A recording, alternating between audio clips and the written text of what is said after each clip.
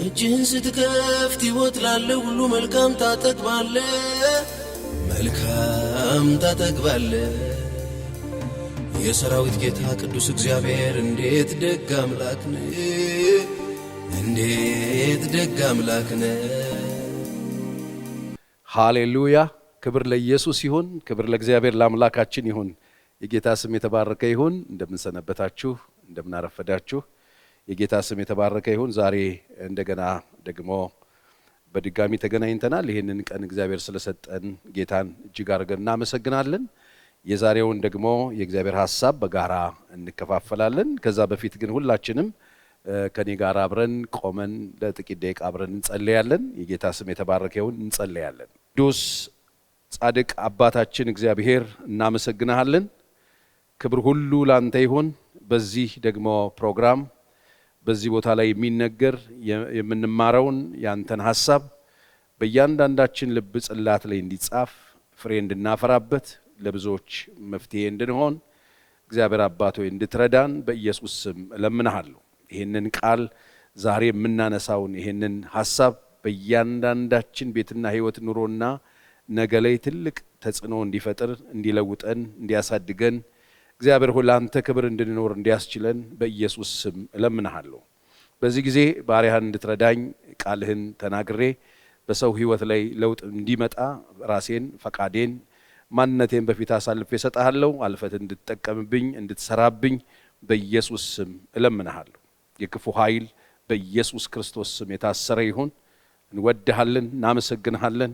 ስለ ሁሉ ክብር ለአንተ ይሁን በኢየሱስ ስም አሜን። እግዚአብሔር የተመሰገነ ይሁን። ጌታን እናመሰግናለን። ሁላችንም አረፍ አረፍ እንልና እንግዲህ ለመግቢያ የእግዚአብሔርን ሐሳብ በዚህ በማይለወጠው ለዋጭ መርሃ ግብራችን ላይ መነሳት ያለበትን ይህንን ጉዳይም ለምን እንደምናነሳው በተደጋጋሚ የሆኑ ሐሳቦችን መጀመሪያ ተናግሬ ነው እዚህ ነገር ላይ እየተነጋገርን ያለነው። መጽሐፍ ቅዱስ የያዝን ሰዎች ማርቆስ ምዕራፍ 10 ላይ እናወጣና የእግዚአብሔርን ቃል እናያለን። ከምዕራፍ 10 ከቁጥር 2 ጀምሮ እስከ 9 ያለውን ቃል አነባለሁ።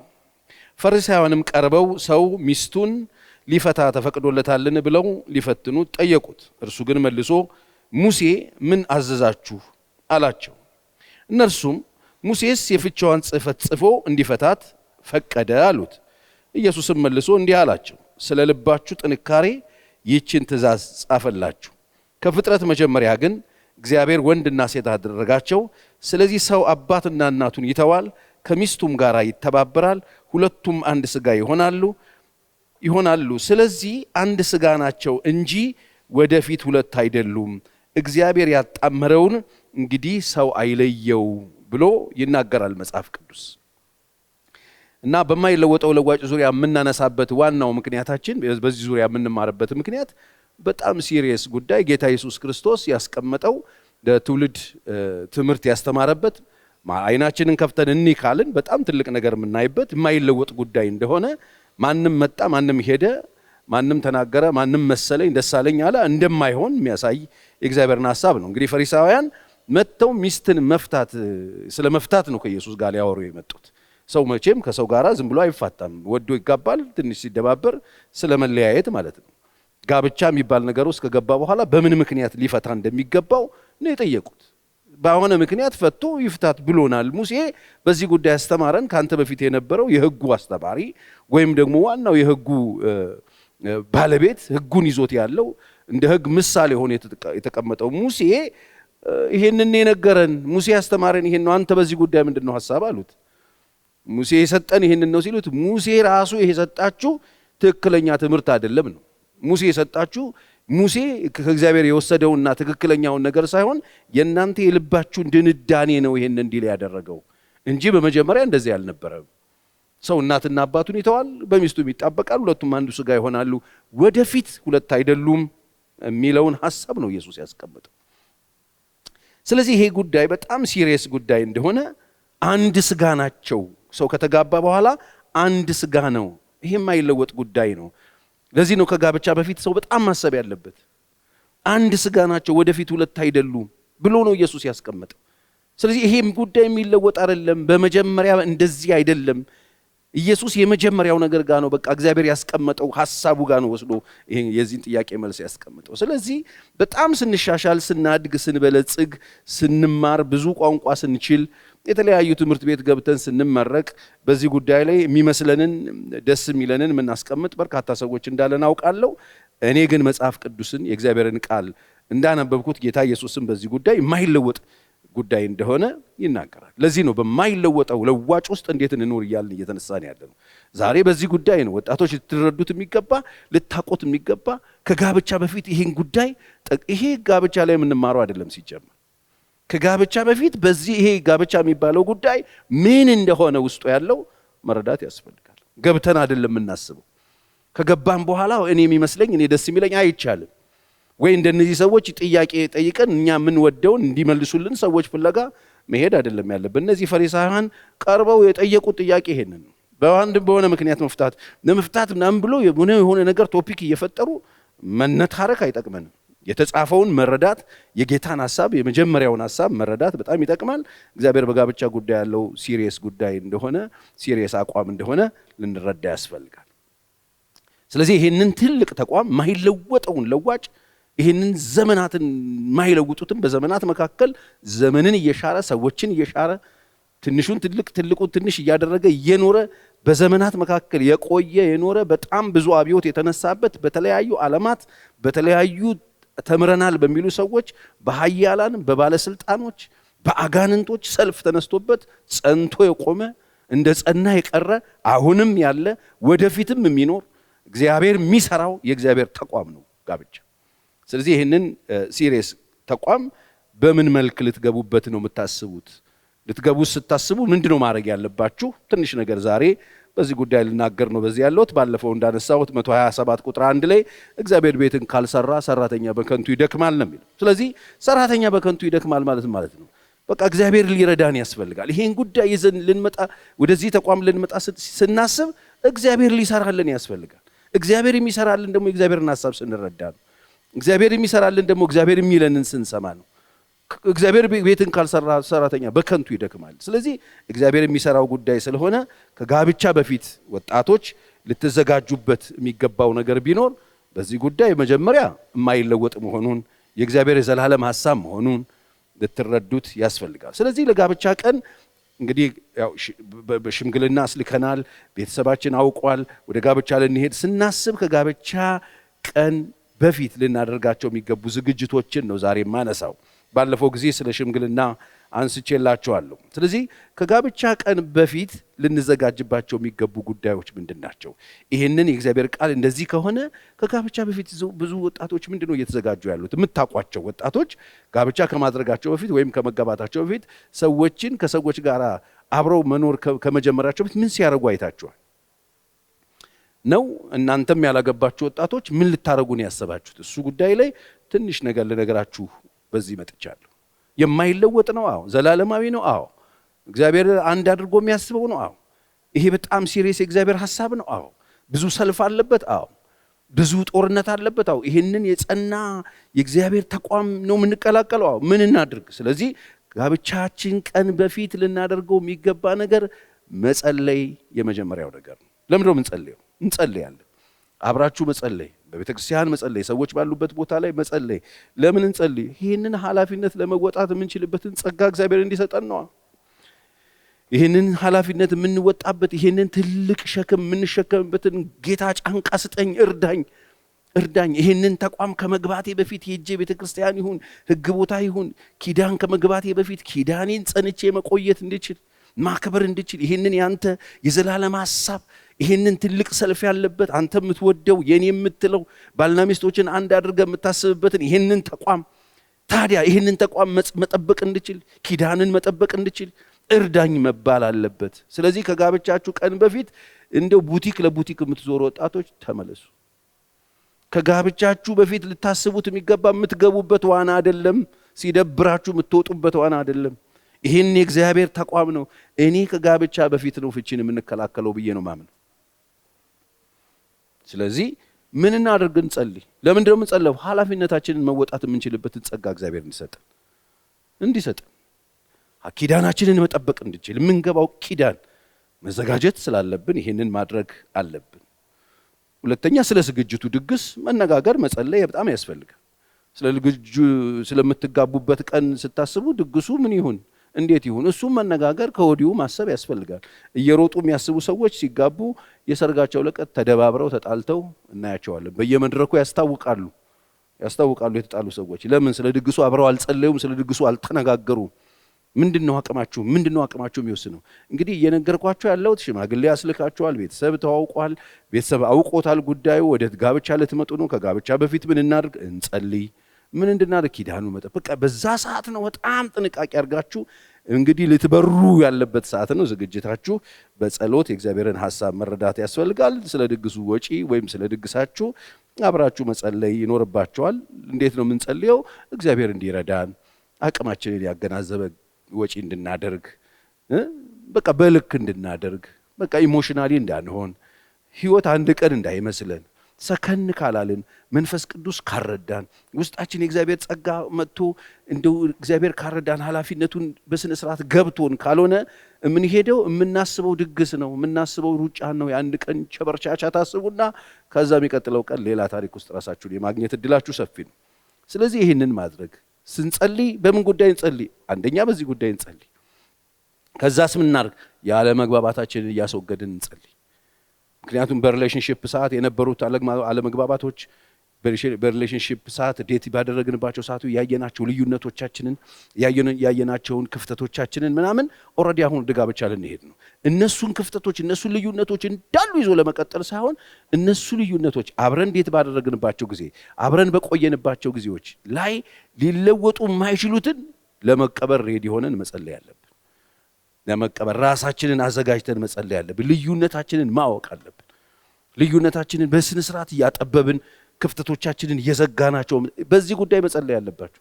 በቃ ስትገቡ የማይለወጥ እንደሆነ ወቁ። በቆይታችሁ ያልተለወጠ ነገር ገብታችሁ አይለወጥም።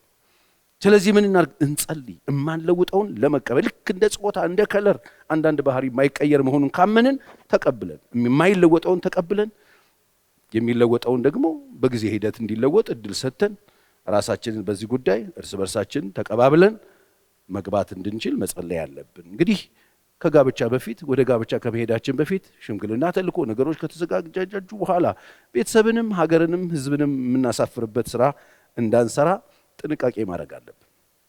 ስለዚህ ዝግጅቱ ምንድን ነው ሲባል ዝግጅቱ ሀገር ለሀገር መዞር አይደል። ዝግጅቱ ቀሚስና ይሄ ኮልኮሌ መሰብሰብ አይደል። ዝግጅቱ በዚህ ኪዳን ላይ ጸንቶ ስለመቆም፣ ዝግጅቱ ድግሱን በልክና ተገቢ በሆነ መንገድ አቅምን ያገናዘበ እንዲሆን፣ ዝግጅታችን ልዩነቶቻችንን እያስወገድን የማይለወጡት ነገሮች ላይ ሲሪየስ ሆነን ተቀባብለን አንዳችንን አክሴፕት አድርገን ለመኖር የምንችልበትን ጸጋ መያዝ ያስፈልገናል።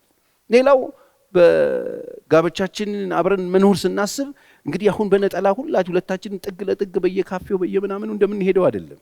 እመኑኝ፣ ቤተክርስቲያን ይኑራችሁ፣ በስነ ስርዓት የምትጸልዩ ሁኑ፣ መንፈሳዊ ህይወታችሁን በደንብ ጠብቁ። ከጋብቻ በፊት ያልነበረ መንፈሳዊ ህይወት በጋብቻ ላይ ይመጣል ብላችሁ የምታስቡ ከሆነ ትሳሳታላችሁ።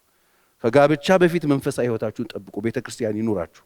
ከጋብቻ በፊት ማድረግ የሚገባችሁን ነገር ሁሉ አድርጉ፣ ጥንቃቄ አድርጉ። ከዛ በኋላ ወደ ጋብቻ ልትሄዱ ስትሉ ሁልጊዜ በህይወታችሁ ውስጥ የሚኖር አንድ መንፈሳዊ ሰው ያስፈልጋችኋል። አንድ ጋይድ የሚያደርግ የሚያማክራችሁ ሰው፣ አንድ የሚረዳችሁ ሰው፣ አንድ ልዩነቶቻችሁን ይዛችሁ ጠብ በመካከላችሁ ሲከሰት እናንተ መፍታት ያቃታችሁን ደግሞ እንደ እግዚአብሔር ቃል የሚመራችሁ መንፈሳዊ አባት፣ መንፈሳዊ ሰው፣ ታላቅ ሰው፣ ከናንተ በልምድም በህይወትም በእድሜ የሚሻል ሰው የሚያማክራችሁ ሰው ያስፈልጋል። ምን እናድርግ? ምንድን ነው የምንዘጋጀው? ዝግጅት መጀመር አለብን። ከወዲሁ ሰው አላችሁ ወይ? ምንም እርስ በርሳችሁ አብኩታችሁት ግዛው ጋግራችሁት እዛው አብለሻሽታችሁት እንዳትሄዱ። ሰው ያስፈልጋል፣ የሚመክረን ሰው። እዚህ ጋር ዝግጅት ካላደረገን ከገባን በኋላ ሰውንም እግዚአብሔርን የማያፍሩ ሰዎች እየተነሱ ስለሆነ ይህን የማነሳበት ምክንያት ዛሬ በጋብቻቸው ውስጥ ግጭት ተፈጥሮ ለእግዚአብሔርም የማይመለሱ የሚፈሩትም የሚያከብሩትም የሚወዱትም ሰው የሌላቸው በርካታ ወንዶችም ሴቶችም እየተፈጠሩ ስለሆነ፣ ስለዚህ ከጋብቻ በፊት ዝግጅታችን መሆን ያለበት የሆነ ሰው በህይወታችን ውስጥ መኖር አለበት። ትልቅ ሰው፣ በእድሜ ከኛ የሚበልጥ ሰው፣ በልምድ የሚበልጥ ሰው፣ ማቹርድ ያረገ ሰው፣ መንፈሳዊ ሰው ያስፈልገናል። በዚህ ጉዳይ መዘጋጀት አለብን። ስለዚህ ምንድነው ከጋብቻ በፊት ምን እንዘጋጀ? የምትዘጋጁት ይሄንን የምትዘጋጁት ልዩነትን ለመቀበል ልዩነታችንን አንድ ለማድረግ ክፍተቶቻችንን ለመድፈን ከዛ ደግሞ ሰው የሚባል ነገር ያስፈልገናል። ሊበጣው የከፋ ነገር እንኳን ቢመጣ በዚህ ነገር ላይ በዚህ ጉዳይ ይሄ ሰው ያማክረኛል የምትሉት ሰው ያስፈልጋቸዋል። ሌላው እንግዲህ አሁን ግጭቶች ላይ ብዙ ጊዜ ፈንጂ ወረዳ ላይ የማነሳው ነገር ነው። ይሄ በጣም ወሳኝ ነገር ነው። በጥንቃቄ እንድትሰሙኝ እፈልጋለሁ። ከገባችሁ በኋላ ገቢና ወጪያችሁን አንድ አድርጋችሁ ለመኖር ተዘጋጁ። ምክንያቱም የምትጋቡት ደባል ለመሆን አይደለም። አንዳንድ ሰዎች ሳይጋቡ በፊት ቤታቸው እንደፈረሰ ያስታውቃል። ሳይጋቡ በፊት ሰፓሬት አድርገዋል። ሳይጋቡ በፊት በጣም ሚስጥር በሚስጥር ናቸው። ሳይጋቡ በፊት ብዙ ነገራቸው ግንብ ነው። ምክንያቱም ከተጋባችሁ በኋላ እሱን ማስቀጠል አይቻልም። ገቢና ወጫችሁን አንድ አድርጋችሁ እንደ አንድ ቤት መጽሐፍ እንደ አንድ ነው የሚያውቃችሁ። ሁለቱ ስንት ናቸው? አንድ።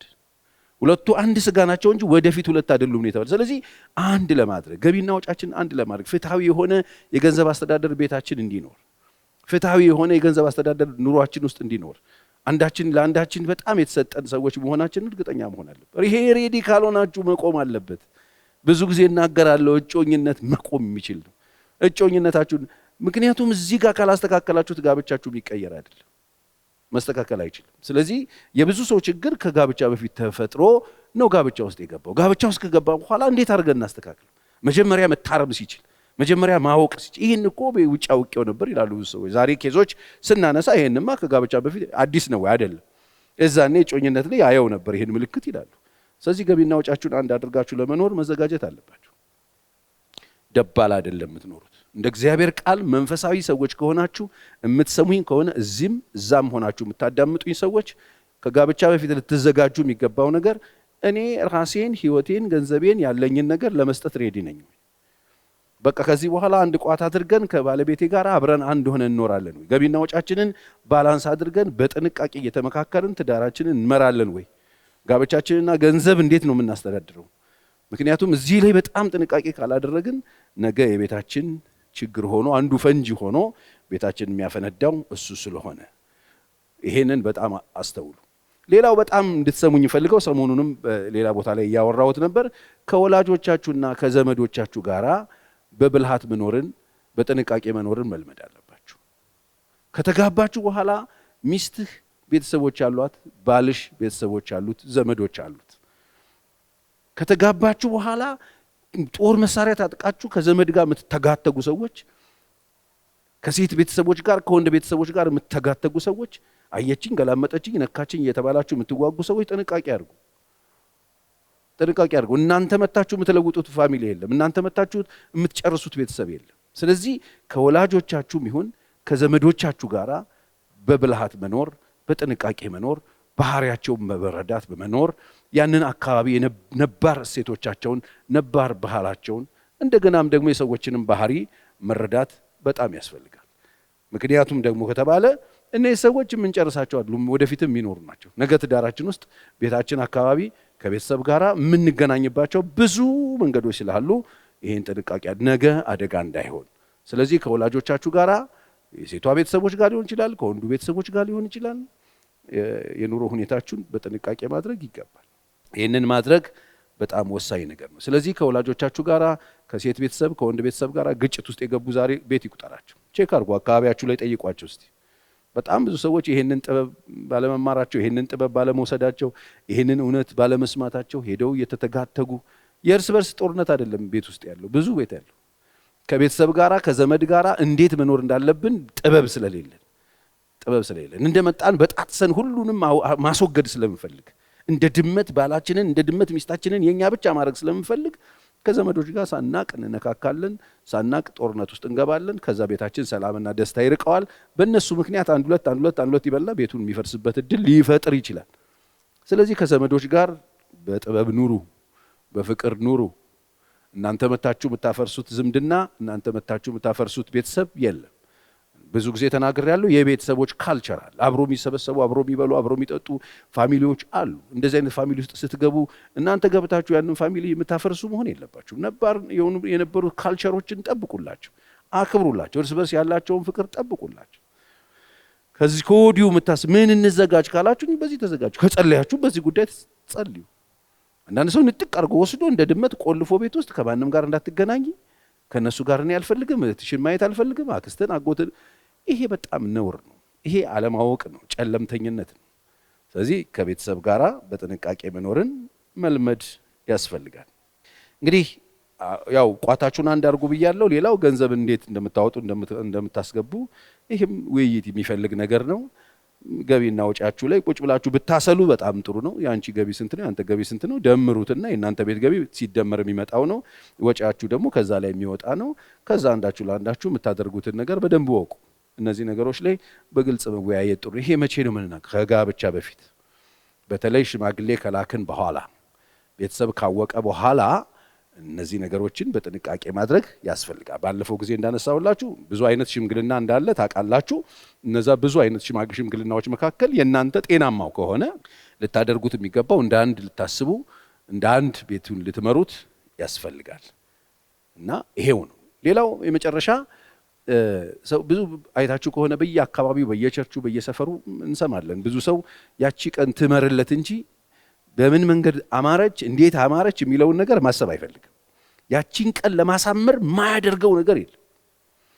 ያቺ ቀን ብቻ ትመር ለዚህ ነገር ዕዳ ውስጥ ገብቶ ከፍተኛ የሆነ ዕዳ ተሸክሞ ትዳርን በዕዳ የሚጀምር ሰው አለ። ስለዚህ እንደው አደራችሁን በብድር ትዳርን አትጀምሩት። በቃ ጥንቃቄ አድርጉ። አቅማችሁን ወቁ። ራሳችሁን ሁኑ። ዱቤ ዕዳ ምናምን ውስጥ አትግቡ። ነገ ቤታችሁን የመጀመሪያው እንደገባችሁ በወሩ ቤታችሁን የሚለክፍባችሁ የሚያሳንሳችሁ አይምሮአችሁንም ስነ ልቦናችሁን የሚጎዳ ስሜታችሁን የሚጎዳባችሁ ጉዳይ ይፈጠርባችኋል። ስለዚህ በጥንቃቄ እርስ በርሳችሁ ተዋውቃችሁ እርስ በርሳችሁ ተናባችሁ ጸልያችሁ ለዚህ ለቃል ኪዳኑ ትልቅ ቦታ ልትሰጡት የሚገባው ስለ ድግሱ ሳይሆን ትልቅ ቦታ ልትሰጡት የሚገባው ስለ ኪዳኑ እግዚአብሔር ጉዳዩን የማይበትን እይታ አውቃችሁ ይህንን ቤትና ይህንን ትዳር ደግሞ ራሱ ካልሰራው እናንተ ልፋታችሁ የቱንም ያክል ደገሳችሁ፣ የቱንም ያክል ገንዘብ ሰበሰባችሁ፣ የቱንም ያክል ሰዎች በቤታችሁና በእናንተ ዙሪያ ተከማችሁ ትርጉም የለው። እግዚአብሔር ካልሰራው ከንቱ ነው። እግዚአብሔር ቤታችሁ እንዲሰራ በርከክ በሉና ጠይቁት። ቤታችሁ እንዲሰራ ኑሯችሁ እንዲሰራ እርዳኝ በሉት። ይሄ ጉዳይ ያንተ ጉዳይ ነው። ከዚህ በኋላ እንደ አገልግሎት ውሰዱት። እግዚአብሔር ሸክም እንደሚሰጣችሁ አድርጋችሁ ውሰዱት። አንዳችሁ ለአንዳችሁ በረከት እንድትሆኑ፣ አንዳችሁ ሰላምና ደስታ ምክንያት እንድትሆኑ እንጂ ፍርሃትና ጭንቀት ምክንያት እንዳትሆኑ መጠንቀቅ ያስፈልጋል። ይሄ በጣም ወሳኝ ነገር ነው። እርስ በርሳቸው በመዋደድ ላይ ሮሜ 13:8 እርስ በርሳችሁ ከመዋደድ በቀር ለማንም ዕዳ አይኑርባችሁ ሌላውን የሚወድ ሕግን ይፈጽሞታል ይላል። ስለዚህ እርስ በርሳችሁ የምትዋደዱ ሌላውን የምትወዱ የማንም የፍቅር ዕዳ እንዳይኖርባችሁ፣ ገና ሳትገቡ ከሰው ጋር ተጣልታችሁ ጥላቻ ሞልታችሁ ሰው የማንም ዕዳ እንዳይኖርባችሁ ሰውን ሁሉ እንድትወዱ ሕግን እንደዚህ እንድትፈጽሙ እግዚአብሔር ይፈልጋል። በመጨረሻ ብዙ ጊዜ እናገራለሁ። ይሄን እንኳን በመድረክ ላይ ብዙ ጊዜ እንደዚህ አላስተምረውም፣ ግን ይጠቅማቸዋል መጽሐፍ ቅዱሳዊም ስለሆነ ስለ አምልኮና አስራት ወስኑ። በስነ ስርዓት አስራታችሁን ስለመክፈል ወስኑ። በጋራ ቤታችሁን የምትኖሩበት ቦታ፣ መንፈሳዊ አገልግሎት የምታገኙበት ቦታ፣ በደንብ ሰሚት የምታደርጉበት ቦታ አምልኮ አንዱ የህይወት ክፍል ስለሆነ እግዚአብሔርን በመስጠት የምታመልኩበት፣ አስራታችሁን የምትከፍሉበት፣ አስራታችሁን የምትሰጡበት፣ በትክክል የምትገኙበት፣ እንደዚህ የምትሆኑበት። ለምን ይሄ እንትንም ነው ኃላፊነትን የምትለማመዱ፣ ተጠያቂነትን የምትለማመዱበት፣ ለእግዚአብሔር መታዘዝን የምትለማመዱበትን ቦታ ስለሆነ ይሄው እንግዲህ አሁን አነሳሁት 9ኛ ምናምን ፖይንት ላይ ነው። አንደኛ አላነሳሁት። እነዛ ሰዎች ካልሆኑ ይሄንን የሚያደርጉ ሰዎች ትርጉም የላቸውም። ገንዘባችሁ አይደለም የሚፈለገው። የትም ሁኑ መንፈሳዊ አገልግሎት የምታገኙበት፣ አገልግሎት የሚሰጣችሁ ቦታ ላይ፣ የተያዛችሁበት ቦታ ላይ፣ በክብር የምትኖሩበት ቦታ ላይ፣ የእግዚአብሔርን ጸጋ የምትካፈሉበት ቦታ ላይ፣ ቤታችሁ የሚሰራበት ቦታ ላይ፣ አገልግሎት ያገኛችሁበት ቦታ ላይ ይሄንን አምልኮሙ በጣም ጥሩ ነው። ይሄንን አድርጉ። የማንም ጮሌ በየሜዳው እንዲዘርፋችሁ ፍቃድ አትስጡ። አንዳንድ ሰዎች የት ነው አስራት መክፈል ያለብኝ ይላሉ። የበላችሁበት የተጠቀማችሁበት አገልግሎት የሰጣችሁ አካል ጋር ነው። ሰው ሸራተን በልቶ ሂልተን አይከፍልም። ይሄ መንፈሳዊ ነገር ነው። መጽሐፍ ቅዱሳችን ሚልክያስ 3:8-10 ላንብብና ጸልየን እንጨርሳለን። እንደዚህ ይላል፣ ሰው እግዚአብሔርን ይሰርቃልን? እናንተ ግን እኔን ሰርቃችኋል። እናንተም የሰረቅንህ በምንድን ነው ብላችኋል። በአስራት በበኩራት ነው። እናንተም ይህም ሕዝብ እኔን ሰርቃችኋልና በእርግማን እርጉማን ናችሁ። በቤቴ ውስጥ መብል እንዲሆን አስራቱን ወደ ጎተራው አግቡ። የሰማይንም መስኮት ባልከፍትላችሁ በረከትንም አትርፍርፌ ባላፈስላችሁ በዚህ ፈትኑኝ ይላል የሰራዊት ጌታ እግዚአብሔር ይላል። ይሄ መጽሐፍ ቅዱሳዊ መሰረት አለው። በቃ ጤነኛ ስትሆኑ እኔ እንደውም ምን እላለሁ ሰው በጣም የእግዚአብሔር ሐሳብ ካልገባው ባይሰጥ የሚመርጠው መንፈሳዊ ነገር ሲገባው የእግዚአብሔር ሐሳብ ሲገባው በደንብ ሲረዳ እንደገና ደግሞ በመስጠቱ ሳይጸጸት ደስ ብሎት የሚያደርግ ከሆነ በረከት አለው። ሰማይን ባልከፍት በረከታችሁ ባላትረፈረፍ በዚህ ፈትኑኝ ብሎ መጽሐፍ ቅዱስ የእግዚአብሔር ቃል ይናገራል። ስለዚህ በአስራቶቻችሁ ታማኝ እንድትሆኑ ስለ አምልኮ አብራችሁ ስለምታመልኩበት ቦታ መወሰን፣ አብራችሁ ጌታን ነገር ጸጋ የምትካፈሉበትን ቦታ መወሰን። በጣም የተለያየ ቦታ ላይ ሆናችሁ ስለመኖር እያሰባችሁ ከሆነ እሱ ትክክል አይደለም። ከወዲሁ ወደ ጋብቻ ከመግባታችሁ በፊት ልትዘጋጁ የሚገባበት የመጀመሪያው ነገር ቢኖር ይሄ ነው። አሁን ያላገባችሁ ወጣቶችን የሚመለከት ነገር ነው የተናገርኩት። በተለይ ደግሞ ተጫጭታችሁ ሽምግልና ልካችሁ ተፈቃቀዳችሁ አሁን ወደሚቀጥለው ክፍል ወደሚቀጥለው ምዕራፍ ልትሄዱ የተዘጋጃችሁ ሰዎች ናችሁ። ይሄንን ልትሰሙት የሚገባው ይሄ ደግሞ ለእናንተ በጣም ጠቃሚ ነው። ስለዚህ አሁን እዚህ ጋር ከደረስን በኋላ ሽማግሌ ያስልከናል፣ ቤተሰብ አውቋል። ቀጣይ ምንድነው የምናደርገው? ዝም ብለን መሟዘዝ አይደለም፣ ሆቴል ለሆቴል መዞር አይደለም። በርከክ ብሎ የምንገባበትን ኪዳን ስለመፈጸም መጠንቀቅ፣ ስለዛ መዘጋጀት፣ አብረን አይምሮአችን ሬዲ መሆን፣ ያለ መግባባቶቻችንን አስወግደን ማግባባቶቻችንን የምናስወግደው እኮ ችግሮችን ቀርፈን ብቻ አይደለም፣ የማይለወጡ ነገሮችን ተቀብለን ይህንን በማድረግ ያለ መግባባቶችን አስወግደን አንድ የሚመክረን አጠገባችን ሰው አድርገን ገቢና ወጪያችንን በጋራ ለማስተዳደር ሬዲ ሆነን ከወላጆቻችን ከዘመዶቻችን ጋራ በስርዓትና በክብር ለመኖር ከወዲሁ ተዘጋጅተን ሰውን ሁሉ አክብረን ሰውን ሁሉ ወደን የማንም የፍቅር ዕዳ እንዳይኖርብን አድርገን ገንዘብ እንዴት እንደምናስተዳድር ተምረን በገንዘብና በትዳራችን መካከል ያለው ልዩነትን ጠብቀን በጥንቃቄ እንድንኖር የሚያስችለንን ነገር ተናገር ያለው ዕዳ ውስጥ እንዳትገቡ ራሳችሁን ጠብቁ። ይሄው ነው የዛሬ የማይለወጠው ለዋጭ መልእክቴ። በተለይ ደግሞ ይህንን ሳትማሩ ገብታችሁ ቤታችሁ ውስጥ በጣም የታወካችሁ ሰዎች ንስሐ እንድትገቡ በዚህ አጋጣሚ ለእናንተ ምክሬን ለግሳችኋለሁ። ከገባችሁ በኋላም ቢሆን ቤት ውስጥ እየኖሩ ቤት እንደማደስ ነው ይሄ ትምህርት። ስለዚህ ከገባችሁም በኋላ ቢሆን ትዳር ውስጥ ኖራችሁ እውነት ነው በጣም ብዙ ሰው እኔ ተምሬ በሆን የሚል በጣም ብዙ ሰው ነው ያለው፣ እውነት ለመናገር በጣም ብዙ ሰው። ስለዚህ አብራችሁ ውስጥ ይጸልዩ። ይህን ኪዳን ዛሬ ቤታችሁ መግባባት ያቃተው መስማማት ያቃታችሁ ቤታችሁ የወፍ ቋንቋ አይሆንም ግጭት የበዛበት ኑሮ የምትኖሩ ሰዎች እስቲ ተያያዙና በርከክ በሉና ስለዚህ ስለማይለወጠው እግዚአብሔር እንደ አንድ እንደሚያስባችሁ ማሰብ ጀምሩ። እስቲ እግዚአብሔር እንደ ሁለት አያውቃችሁ። ጦርነት ቤት ውስጥ የከፈታችሁ ሰዎች አንድ ነው፣ ባል ሚስት ናት፣ ሚስት ባል ነው። ይሄንን ተሸክመን ለመኖር ራሳችንን እንድናዘጋጅ በእግዚአብሔር ፊት ኪዳናችንን ለመጠበቅ ብንጸልይ ፈውስ እናገኛለን። እግዚአብሔር ይርዳን። አብረን እንጸልይ። ጌታ የተመሰገነ ይሁን። እንጸልያለን። ቅዱስ እግዚአብሔር አባታችን ሆይ እናመሰግናለን። በመሰለኝና በደሳለኝ ምንም ነገር እንዳንሰራ እንዳናበላሽብህ የኔ የምትለውን ትልቁን ተቋም የማይለወጠውን ይህንን እውነት እግዚአብሔር ሆይ በሕዝብ ፊት እኔም እንድናገር ልጆችህ እንዲሰሙ ስላደረግክ እናመሰግናለን።